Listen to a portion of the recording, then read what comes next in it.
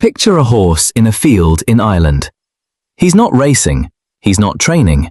He's standing in the grass, doing nothing much at all.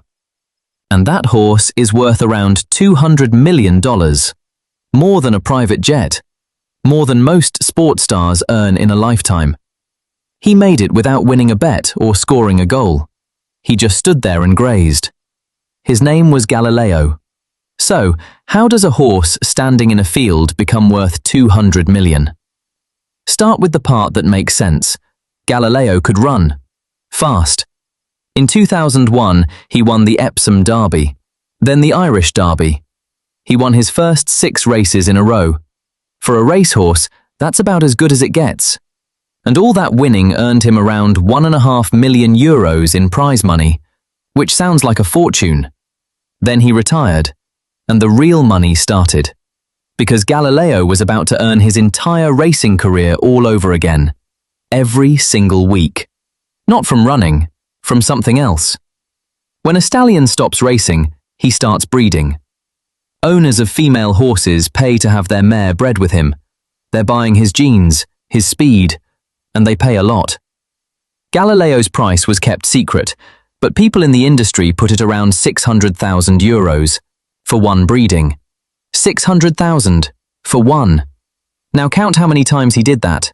Not once a year, not 10 times. Galileo bred around 150 mares every year. 150 mares times 600,000 each. That's tens of millions of euros in a single year from a horse standing in a field. So why does one breeding cost the price of a house? There's a rule that makes it possible. You might be thinking the obvious thing. Why so expensive? Why not just make copies? With most animals you could. Freeze the genes, ship them worldwide, breed thousands. But top-level horse racing has a rule, an old one, a strict one. No artificial insemination. None. For a foal to count as a real racehorse, the stallion has to breed the mare in person, every time. No freezing, no copies. Which leaves one bottleneck, the horse himself. There's only one Galileo. He has one body, and one breeding season, a few months long. So his time is scarce, and scarce things get expensive. That single rule is why one breeding costs what a family home costs. Take the rule away, and the whole fortune collapses overnight. So, every retired champion is a money machine, right? Not even close. Buy a derby winner, collect the fees, get rich. Simple. If only. Meet a horse called Fusaichi Pegasus.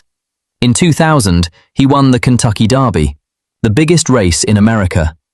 A stud farm bought him for around $60 million. $60 million. For foals that hadn't been born yet. And then his babies turned out slow. The speed didn't pass down. The genes didn't carry.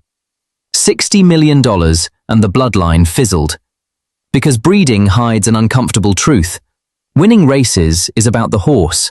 Making champions is about his children. Those are two different things. You can buy the fastest horse alive and still get ordinary foals. It's a $60 million gamble on genetics you can't see. And even when you win that gamble, there's one more catch. Say you get lucky. You back the right horse. The fees roll in. Life is good. The catch is how fragile the whole thing is. That entire fortune, the $200 million, the bloodline, all of it. It rests on 4 thin legs. In 2021, Galileo hurt his foot. 1 foot. The vets tried to save him. They couldn't. And the most valuable horse on earth was gone. 1 wrong step. That's all it takes. But the breeders were still smiling. Because Galileo left sons behind. One of them, Frankel, now breeds for around £350,000 a mare. The father is gone. The bloodline runs on. That's the real prize. Not one horse. A whole dynasty. So what does a racehorse actually earn? The prize money you see on race day is the shop window. The fortune sits in the back, in a quiet field, away from the cameras.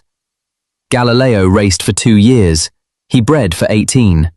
The track made him famous. The field made him rich. So next time you watch a horse tear down the final straight, remember, he might not be running for the trophy at all. He might be running to prove what his children will be worth.